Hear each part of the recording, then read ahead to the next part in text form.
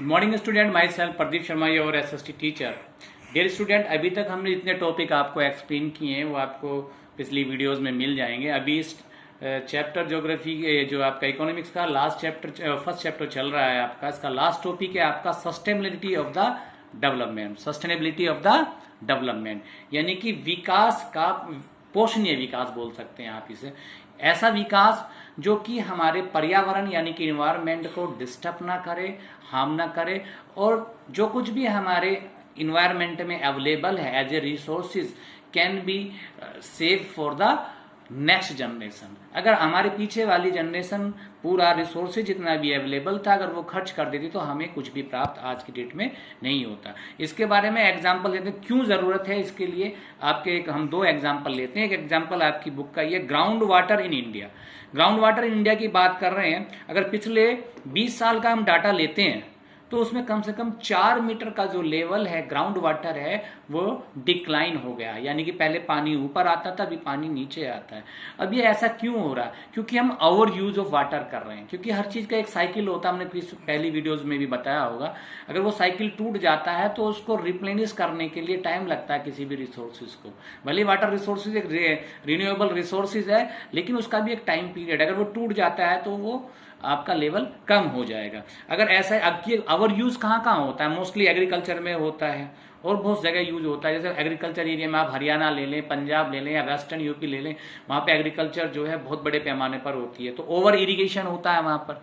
तो वहाँ पर पानी का अबांडेंट यूज होता है। अबांडेंट मतलब बहुत ज्यादा यूज होता है। ग्राउंड लेवल के एग्जांपल की बात करें, रिन्यूएबल होने के बाद भी ये बहुत बड़ी समस्या का है। अब दूसरा एग्जांपल हम ले सकते हैं क्रूड ऑयल का। क्रूड ऑयल का मतलब होता है कच्चा तेल। अब जो खाड़ी जो जितना भी आप देखेंगे, यूरोपियन है, यूएसए की बात करें या खाड़ी देशों की बात करें, वहां पर ये जो नेचुरल रिसोर्स है जो क्रूड ऑयल का आप ले सकते हैं, ये बहुत अधिक मात्रा में है और वो बहुत सारी कंट्रीज को सप्लाई भी करता है एज ए क्रूड ऑयल, कच्चा तेल। हमारे अपनी रिफाइनरीज में आता है, उसको प्योरीफाई कर लेते हैं। तो आप अगर उसको हम अबांडेंट रूप में अभी इनॉर्मस वे में यूज कर रहे हैं, अनलिमिटेड वे में यूज कर रहे हैं, तो आपको लगता है कि जो फॉसिल फ्यूल्स, जो क्रूड ऑयल है, फॉसिल फ्यूल्स है जो takes a millions of years to be renews, यानी कि जिसको बनने के लिए, जो रिन्यू होने के लिए लाखों साल लगते हैं, लाखों करोड़ों साल लगते हैं। अगर हमने जो जितना पॉपुलेशन वर्ल्ड का है उसे अनलिमिटेड वे में यूज करा तो आपको लगता है कि नेक्स्ट जनरेशन के लिए मिल पाएगा? वो नहीं मिल पाएगा। जितने भी हमारे व्हीकल्स है जो उसे चलने वाले हैं वो सारे के सारे बर्बाद हो जाएंगे, एज ए और सी रहेगा। तो इसलिए student, we need to be care all the resources and development should take place with this promise we will maintain the sustainability, कि हम जो है पोषणीयता निभाए रखेंगे, एनवायरनमेंट को लॉस नहीं करेंगे और आगे आने वाले जनरेशन के लिए हम रिसोर्सेज को लेफ्ट भी करेंगे। तो अभी तक हमने स्टूडेंट इसमें जितना भी सीखा है, ये लास्ट टॉपिक था आपका। सबसे पहले इसको एक बार हम थोड़ा सा रिवाइज कर देते हैं आपको कुछ मिनटों में, आप थोड़ा सा इसको ध्यान दीजिए। सबसे पहले हमने डेफिनेशन ऑफ डेवलपमेंट की, development is a positive growth. उसके बाद हमने income and the other goals के बारे में पढ़ा था। Different people have the different गोल, ये एस्पेक्ट्स के बारे में पढ़ा था। One person have a development can not be A development for the other. अगर एक व्यक्ति के लिए डेवलपमेंट है तो जरूरी नहीं कि वो दूसरे व्यक्ति के लिए भी डेवलपमेंट। तो हमने इसका नर्मदा वैली का भी लिया था। नर्मदा वैली पर जो डैम बनाया गया, वहां पर हजारों एकड़ जमीन जो वन था वो काट लिया गया और बहुत सारी फर्टाइल लैंड जो बर्बाद हो गई थी, वहां से बहुत लोगों को डिस्प्लेस कर दिया गया था। तो उनके लिए वो डिस्ट्रैक्शन था। जबकि वो हाइड्रो इलेक्ट्रिसिटी उससे जनरेट की जा रही थी, रिजर्वेयर बना हाइड्रो इलेक्ट्रिसिटी जनरेट, तो इंडस्ट्रीज के लिए बहुत वो बेनिफिशियल था। तो इट इज नॉट नेसेसरी कि एक के लिए डेवलपमेंट हो तो वो सभी के लिए डेवलपमेंट हो। इन कंसर्न यानी कि कन्फ्लिक्टिंग विषय हो सकता है। इस कन्फ्लिक्टिव विषय को किस प्रकार से सोल्व किया जा सकता है? We have to be take a collective ideas. हम एक कलेक्टिव आइडियाज लेते हैं for the national development. National development में क्योंकि बहुत सारे लोग हैं, इंडिया की बात कर लें 135 करोड़ है, नेशनल डेवलपमेंट करना, किसी इशू पर हमें बात करनी है तो हम क्या करेंगे? ऐसा इशू लेंगे जिससे कि मास लोगों का उसमें बेनिफिट हो।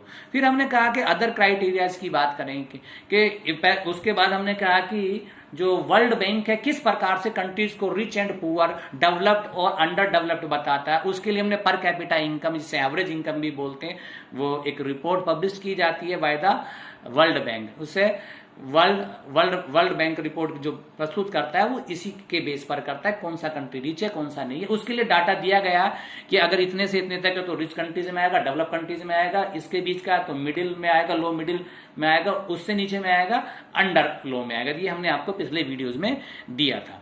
अब इसके बाद में आते हैं income and other criterias. Income and other criterias में हमने कहा था IMR इन्फेंट मोर्टेलिटी रेट बताया था आपको, LR लिटरेसी रेट बताया था, इस और तीसरा क्या बताया था हमने आपको, NAR नेट अटेंडेंस रेशियो। इसमें हमने स्टेट और रीजन का कंपैरिजन किया था कि हम कैसे मानेंगे कौन सा स्टेट या रीजन डेवलप्ड है, तो उसको हमने कंपैरिजन किया। 3 का एग्जांपल लिए थे स्टेट के हमने अपनी कंट्री के, एक महाराष्ट्र जिसमें सबसे ज्यादा उसकी पर कैपिटा इनकम थी, उसके बाद हमने केरला लिया था, केरला की 88,000 के लगभग दिया था अभी, और फिर हमने बिहार लिया था। तो इनमें जब हमने ये पर कैपिटा इनकम में महाराष्ट्र आ गया था, लेकिन जब हमने बाकी का क्राइटेरिया देखा IMR, LR और NAR देखा, तो उसमें हमने देखा Kerala get the higher position. इसी प्रकार से अगर ह्यूमन डेवलपमेंट रिपोर्ट की बात करते हैं तो कंट्रीज का हम कंपैरिजन करते हैं, उसके लिए हमारी एक संस्था है UNDP United Nation development programme, जो अपनी HDI human development index report देती है।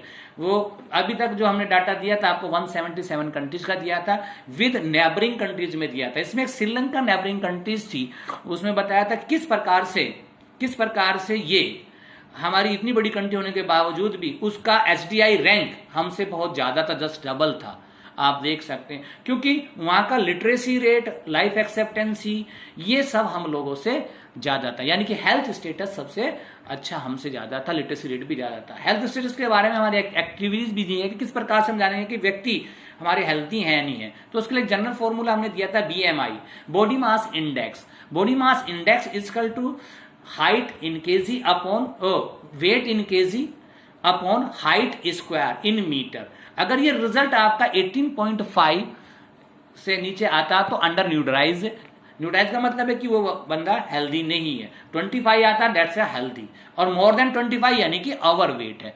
तो ये सारी चीजें हमने बताई हैं। और लास्ट में अभी जो टॉपिक आपको क्लियर किया था सस्टेनेबल ऑफ डेवलपमेंट, तो इसके बारे में बताया कि development should take place without the harm of environment and keep it mind for the next generation. तो ये हमें सब चीजें डेवलपमेंट के बारे में बताया, क्योंकि चीजें अभी समाप्त हो जाएंगी तो नेक्स्ट जनरेशन के लिए नहीं मिल पाएगा। तो अगर पहले वाली जनरेशन भी यही हमारे साथ करती तो हमें क्या सब चीजें मिल पाती, क्या हम इतना डेवलप हो पाते, इतनी फैसिलिटीज ले पाते थे। तो student please, I request to all the student, please keep on watching the videos. If you have any problems, so you can give me a message. Thank you. Have a nice day.